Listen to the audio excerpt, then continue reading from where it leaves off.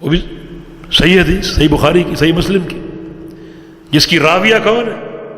ام المومنین سیدہ عائشہ صدیقہ رضی اللہ عنہا، جنہوں نے نبی علیہ السلام سے بڑی چوٹی کے سوال کیے، بڑا قیمتی علم ان سے حاصل کر کے ہم تک پہنچائے۔ 2000 کے لگ بھگ حدیثیں ان کے توسط سے ہم تک پہنچی، اور کبھی آپ پڑھیں وہ حدیث تو وہ بڑی جامع حدیث ہے، دین کے بڑے بڑے امہات المسائل پر مشتمل۔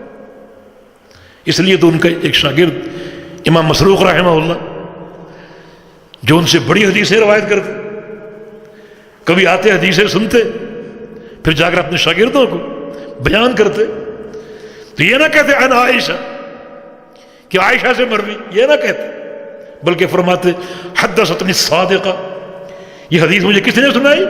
ایک خاتون نے جو کہ صادقہ، سچی، بنت الصدیق، اور سچے انسان کی بیٹی ہے۔ کس کی؟ ابو بکر صدیق کی، حبیبہ تو حبیب اللہ، اور اللہ کے محبوب کی حبیبہ ہے۔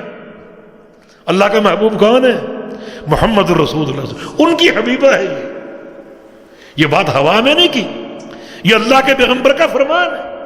عمر بن عاص نے پوچھا تھا من احب الناس الیک یا رسول اللہ، کہ یا رسول اللہ صلی اللہ علیہ وسلم سب سے زیادہ محبوب آپ کے نزدیک کون ہے؟ سب سے بڑھ کر محبت کس سے؟ فرمایا کہ عائشہ سے۔ پوچھا مردوں میں سے کس سے؟ فرمایا کہ عائشہ کے والد سے، ابو بکر صدیق سے۔ حبیبۃ حبیب المبرأۃ من فوق 7 سماوات، جس پر جب قوم نے الزام لگایا تو اللہ تعالیٰ آسمانوں سے وحی بھیجتا ہے اس ہستی کی برات کے لیے۔ فرماتا ہے یہ حدیث اس نے بیان کی، صادقہ بنت الصدیق، اور اللہ کے محبوب کی حبیبہ، اور جن کی برات آسمانوں سے اتری، اور وہ برات اللہ کی وحی بن گئی اور قیامت تک پڑھی جائے گی، اور ان کے شان کے ڈنکے بجتے رہیں۔ ان کی یہ حدیث ہے کیا؟ من عمل عملا، صحیح مسلم کے الفاظ، من عمل عملا لیس علیہ امرنا فہو رد، جو شخص کوئی ایسا عمل کرے جس پہ ہمارا ٹھپا نہ ہو، وہ مردود ہے، فہو رد۔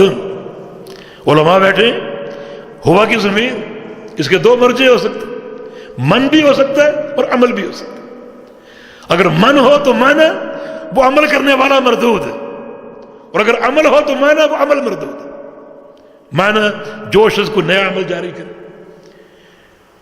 کوئی نیا عمل جاری کرے جس عمل کو ہماری تصدیق حاصل نہ ہو، وہ عمل بھی مردود ہے اور عمل کرنے والا بھی مردود ہے۔ اللہ ولی الذین آمنوا یخرجهم من الظلمات إلى النور